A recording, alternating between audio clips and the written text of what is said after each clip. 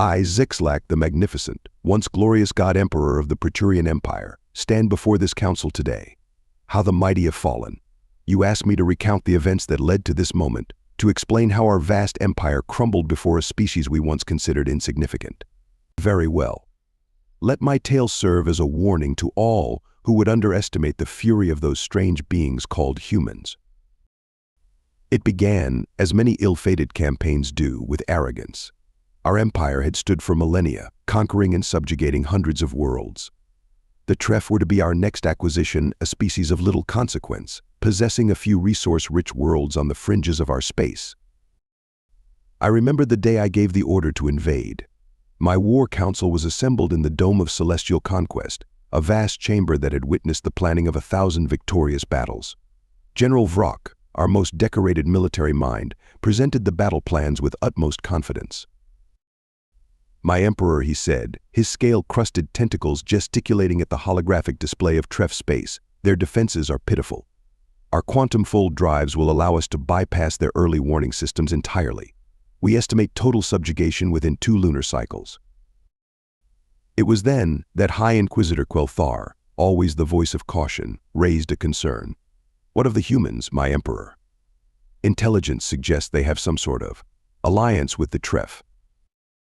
Laughter rippled through the chamber. I myself couldn't help but emit an amused chirp from my spiracles. The humans. Those primates barely out of their gravity well? Their greatest achievement was a primitive fission drive that let them putter around their own solar system. Let them come, I declared, rising to my full height, my iridescent wings spreading in a display of dominance. If these humans are foolish enough to interfere, we shall swat them aside like the insects they are. Our photon lances will tear their tin cans apart before they even enter weapons range. Oh, how wrong I was. How catastrophically, unforgivably wrong. The invasion began exactly as planned. Our war fleets materialized in Tref space, bypassing their paltry defenses. World after world fell before us. The Tref, to their credit, fought bravely, but they were no match for our technological superiority. As the second week of our campaign dawned, reports began to trickle in of human ships entering the sector. I paid them little mind. Let them come, I thought.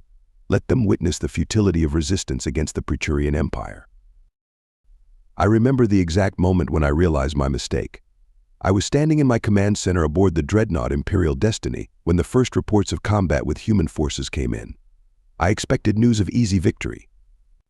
Instead, the commander's voice was filled with panic. My emperor. The humans. They're everywhere. Our quantum sensors can't lock onto them.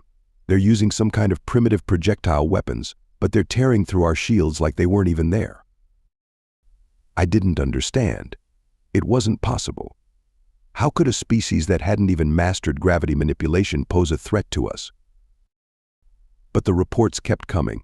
Human ships, appearing out of nowhere, striking with impossible precision and vanishing again.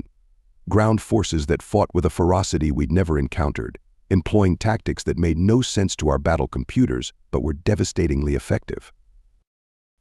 As I stand here before you today, stripped of my titles and my empire in ruins, I understand the magnitude of my error. We looked at humanity's technology and saw primitives. We should have looked at their history. A species forged in constant conflict, that had clawed its way up from the mud of its world to the stars through sheer determination and adaptability. We thought ourselves gods among the stars. The humans taught us that we were nothing but arrogant children, playing at war. And now the galaxy trembles not at the mention of the Praetorian Empire, but at the name of Terra. Let my humiliation be a lesson to you all. Humanity doesn't care about your advanced technology. They don't care about the supposed superiority of your species. When roused to war, they care about only one thing: victory, at any cost. And the cost, as my people learned, is terribly high. You ask how the humans responded to our invasion of their allies. Let me paint you a picture of an awakening giant, a slumbering beast roused to terrible fury. Our first inkling that we had gravely miscalculated came mere days after the invasion began. A transmission broadcasted on all frequencies, in perfect Praetorian. This is Admiral Helena Thibault of the United Earth Fleet. You have attacked our friends and allies, the TREF. Withdraw immediately or face the consequences." I remember laughing when I heard it. The audacity. A single human daring to threaten the might of the Praeturian Empire? I dismissed it as empty bravado. How wrong I was. Within hours, reports flooded in from our frontier worlds. Human ships, appearing from nowhere, striking with pinpoint precision. They targeted our supply lines, our communication relays, our sensor arrays. Not the actions of a technologically inferior species, but the calculated strikes of a race intimately familiar with warfare. But it wasn't just their space tactics that caught us off guard. On the ground, human soldiers fought with a ferocity that left our troops shell-shocked. They employed weapons we had dismissed as primitive chemically propelled projectiles, directed energy weapons that seemed laughably underpowered compared to our photon lances. Yet these primitive weapons tore through our advanced armor like it was tissue paper. Our energy shields, impenetrable to most known weapons, flickered and died under barrages of simple kinetic rounds. I demanded explanations from our scientists. How could this be possible? Their answers chilled me to my core. My emperor. One trembling researcher explained, the humans. They've weaponized principles so basic, so fundamental, that our defenses were never designed to stop them. Their projectile weapons accelerate small pieces of metal to velocities our shields can't register as threats. Their energy weapons operate on frequencies our systems don't even detect. It was as if we had spent millennia perfecting defenses against a planetary siege, only to be undone by a simple knife to the back. But it wasn't just their weapons that terrified us. It was their adaptability, their ruthless efficiency. We intercepted their communications, expecting to find panic, disorder. Instead, we found a species mobilizing for total war with a speed and unity that defied comprehension. Their entire economy pivoted to war production overnight. Civilian ships were retrofitted into military vessels faster than we could track them. Every human, it seemed, from bureaucrats to farmers, had basic military training. They formed militias, guerrilla units that wreaked havoc behind our lines. And their information warfare. By the cosmic egg, their information warfare. They hacked our systems with ease, turning our own automated defenses against us. They spread misinformation that had our commanders jumping at shadows. I remember the day I realized we were not fighting a war, but struggling to survive an extinction event of our own making. A report came in of a human counter-invasion of one of our core worlds. The footage showed human soldiers, standing amid the ruins of our greatest cities, their primitive projectile weapons still smoking. One human, his face covered in the soot of battle, looked directly at the camera. His words haunt me still. "You came to our allies' homes, thinking you were gods among mortals. We've come to show you that you're just bullies who picked on the wrong kid's friend. Humanity's here now. Run." As I recount this, esteemed council, I want you to understand. We did not lose to superior technology. We did not lose to greater numbers. We lost to an indomitable will, a species that looked at the impossible and simply refused to accept it. We thought ourselves the apex predators of the galaxy. Humanity showed us we were simply the first to stick our heads out of the primordial ooze, and they were all too happy to shove us back in. As the human counteroffensive gained momentum, I, in my arrogance, still believed we could turn the tide. After all, we were the Praeturian Empire, masters of 1,000 stars. Surely these upstart primates would eventually break against the full might of our forces. I was a fool. The humans didn't just fight, they innovated at a pace that left us reeling. Every tactic we developed, they countered within days. Every advantage we thought we had, they turned against us. Take, for example, our quantum fold drives. We had always believed them to be our ultimate strategic advantage, allowing us to appear anywhere in a star system instantly. But the humans, they found a way to detect the subtle subspace ripples that preceded our jumps. Suddenly, our greatest asset became a liability. Our ships would emerge from quantum fold only to find swarms of human vessels waiting for them, weapons hot. Or consider our hive mind combat neural networks, which allowed our forces to act with singular purpose and efficiency. The humans introduced a virus, a simple string of code that should have been harmless to our advanced systems. Instead, it created a cascading feedback loop in the network. I still hear the screams of thousands of my soldiers, their minds trapped in an endlessly repeating moment of terror. But it wasn't just their martial prowess that undid us. It was their ability to win hearts and minds. Everywhere they went, they liberated. Not just the Tref, but every species we had subjugated over the millennia. They offered them not servitude, but alliance. Planets we had held for centuries rose up against us, guided and armed by human advisors. I remember the day I realized we had lost not just the war, but any claim to moral superiority we might have clung to. We intercepted a transmission from a human medic to one of our wounded soldiers. Instead of executing him, as we would have done, she was trying to save his life. "Easy there, big guy," she said, her strange, flat face creased with concern. "War's over for you. Let's get you patched up." Such compassion, even for an enemy. It was alien to us, incomprehensible. As our defeats mounted, desperation set in. I authorized weapons we had deemed too unethical even for our own use. Planet killers, swarms of self-replicating nanites, dimensional rifts that would consume entire star systems. The humans met each escalation not with horror, but with grim determination. They suffered losses, yes, terrible losses. But where we saw such casualties as strategic setbacks, they saw fallen heroes to be avenged. Their Admiral Tebow's words, broadcast after we unleashed a planet killer on one of their colonies, still send shivers down my spine. "You think this will break us? You think we'll cower before your atrocities? No, you've just showed us that there can be no peace while your empire stands. We offered you a chance to walk away. That chance is gone. Now, we're not fighting to defend, we're fighting to end you." And end us they did. World after world fell. Not just reclaimed, but liberated. Our subject species turned on us, revealing that the iron fist we thought we ruled with had been paper all along. In those final days, as I huddled in my palace, waiting for the inevitable, I finally understood.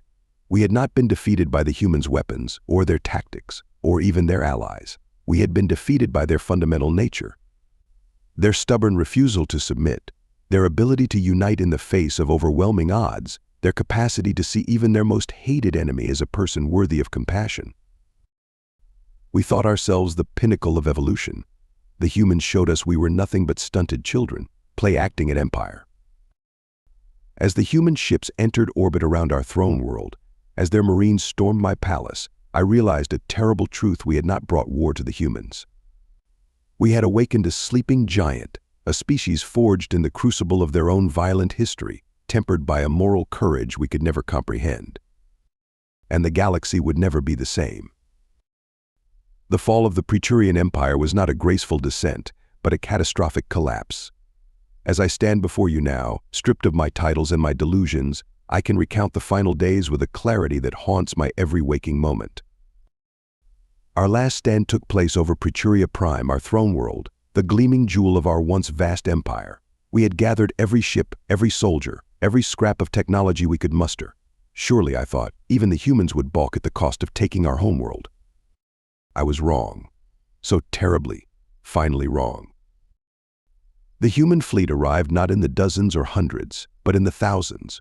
Ships of all sizes from every nation of Earth, and alongside them, vessels of the Tref and a dozen other species we had once subjugated. It was not merely an armada. It was the judgment of the galaxy made manifest. Admiral Tebow's voice crackled over our communications systems, bypassing our best encryption as if it were a child's puzzle. "This is your final chance. Surrender, face justice for your crimes, and your people will be spared."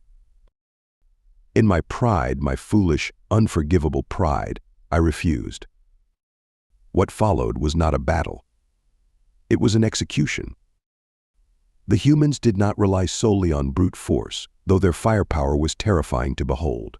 They had studied us, learned our weaknesses, and exploited them with surgical precision. Our planetary shield generators, disabled by infiltration teams that had been on world for weeks, disguised as refugees from our own colonies.